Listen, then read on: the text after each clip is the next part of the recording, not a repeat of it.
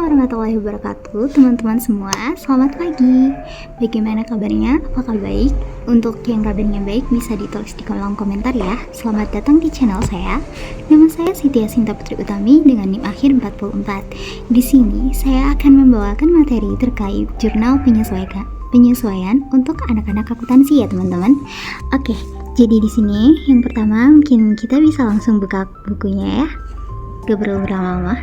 Baik, yang pertama itu kita akan mencatat mengenai fungsi terkait jurnal penyesuaian.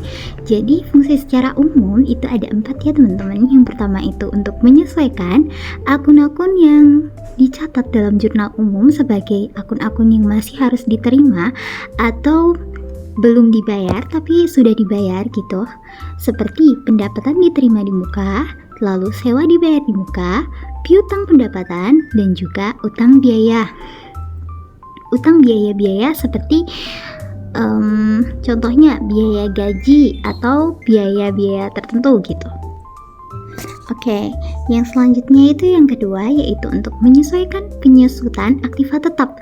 Aktiva tetap itu ada apa aja sih teman-teman? Itu seperti aset-aset yang mana dia itu tidak habis gitu teman-teman. Jadi sekali kita beli dia ada terus wujudnya, akan tetapi sebenarnya nilai dari aktiva itu menyusut gitu. Semakin lama kita gunakan, dia semakin menyusut. Contohnya seperti peralatan, bangunan atau gedung yang dipakai, lalu kendaraan. Yang ketiga yaitu untuk menyesuaikan biaya bahan habis pakai atau perlengkapan. Jadi kalau kalian misal beli perlengkapan gitu, otomatis perlengkapan itu akan dipakai kan, dan itu pasti akan habis lama-kelamaan. Jadi perlu disesuaikan agar kita tuh nggak mencatat perlengkapan tetap segitu-gitu aja. Jadi kita tahu kapan perlengkapan itu habis gitu teman-teman. Terus yang keempat yaitu untuk menyesuaikan estimasi piutang tak tertagih. Jadi kalau misal ada orang utang sebenarnya di perusahaan itu pasti bakalan ada piutang-piutang tertentu yang nggak tertagih gitu teman-teman. Tapi di video kali ini kita fokus pada fungsi yang pertama ya teman-teman. Nah, fungsi yang pertama ini sebetulnya biasanya dipakai di pencatatan tipe perpetual, di mana sesuatu itu ditulis berdasarkan waktu atau akrual gitu. Oke, yang pertama itu adalah menyesuaikan pendapatan diterima di muka. Nah, pendapatan diterima di muka ini akun apa sih? Gunanya apa gitu. Nah, ini contohnya, misal ada sebuah soal di mana usaha makmur itu menerima pendapatan senilai 2 juta secara lunas atas pekerjaan yang baru akan selesai bulan depan. Itu teman-teman. Itu biasanya bisa dicatat dalam 2 pencatatan, misal kas di bagian debit seperti ini, dan juga pendapatan diterima muka di bagian kredit. Lalu dengan pencatatan kas di bagian debit dan pendapatan usaha di bagian kredit. Biasanya orang-orang lebih sering memakai yang atas, yang pendapatan diterima di muka di kredit ini. Jadi ini perlu disesuaikan ya teman-teman di bagian jurnal penyesuaian.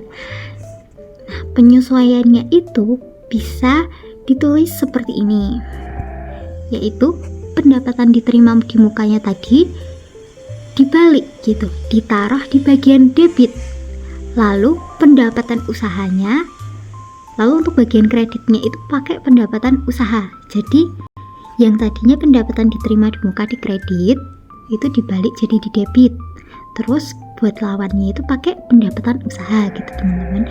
Untuk nominalnya tetap sama ya seperti di soalnya gitu, yang sudah dibayarkan berapa gitu. Terus yang kedua kita akan lanjut ke menyesuaikan sewa dibayar di muka. Nah, sewa dibayar di muka itu apa sih?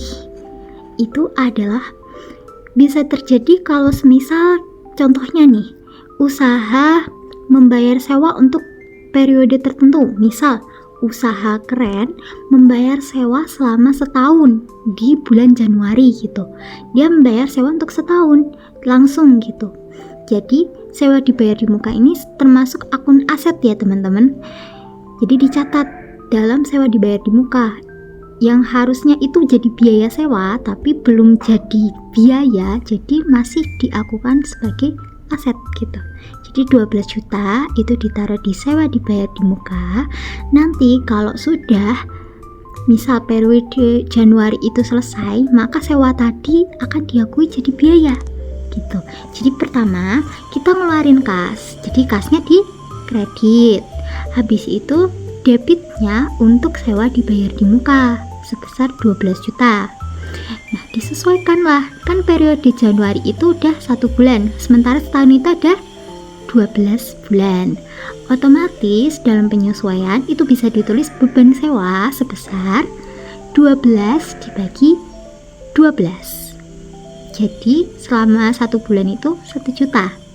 Teman-teman, beban sewa sebesar debitnya 1 juta dan sewa dibayar di muka itu berkurang sebesar 1 juta. Seperti itu. Selanjutnya untuk nomor 3 yaitu terkait penyesuaian piutang pendapatan atau pendapatan yang masih akan diterima. Ini mungkin mirip-mirip sama dengan yang tadi ya teman-teman.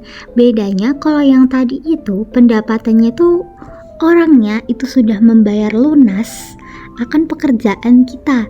Tapi kalau piutang pendapatan ini lebih ke arah orangnya itu setelah pekerjaan udah selesai tapi belum dibayar gitu, jadi jatuhnya piutang ya teman-teman.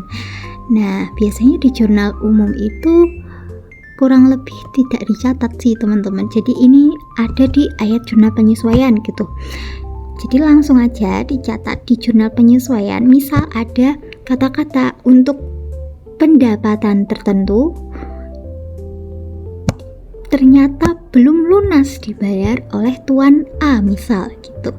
Jadi akan dicatat sebagai debitnya itu piutang pendapatan atau pendapatan yang masih akan diterima, dan juga kreditnya yaitu pendapatan usaha gitu. Terus yang selanjutnya yang keempat yaitu menyesuaikan utang atas biaya. Nah, biaya ini bisa macam-macam, tapi yang paling kontroversial atau yang paling sering dipakai itu biaya gaji ya teman-teman. Biasanya soalnya seperti tertulis biaya gaji karyawan yang masih belum dibayarkan kepada karyawan itu sebesar 7 juta misal. Nah, di situ perlu disesuaikan karena itu kita belum bayar ya, belum dibayar pakai kas. Baru ada tulisannya terbitlah invoice gaji lah istilahnya, terbitlah kita disuruh bayar gaji ke karyawan tapi kita belum bayar gitu, jadi perlu disesuaikan dulu. Nah di jurnal penyesuaian itu akunnya di debit itu ada biaya gaji dan kreditnya itu utang biaya gaji atau utang gaji gitu teman-teman. Kayak gini ya, 7 juta dan 7 juta. Nah mungkin untuk video kali ini hanya sebatas sampai sini saja teman-teman. Jika ada pertanyaan mungkin bisa ditanyakan dalam kolom chat seperti itu. Untuk 3 fungsi lainnya mungkin akan dibahas pada video selanjutnya. Sekian dari saya, terima kasih. Semoga materi dari saya kali ini dapat membantu teman-teman yang masih kesusahan dalam memahami jurnal penyesuaian. Assalamualaikum warahmatullahi wabarakatuh. Selamat siang. Semoga membantu. Nah, untuk menambah pemahaman kalian jangan lupa ngerjain kuisnya ya. Bisa kalian share barcode di video ataupun kalian bisa cek komen untuk lihat link kuisnya. Dadah.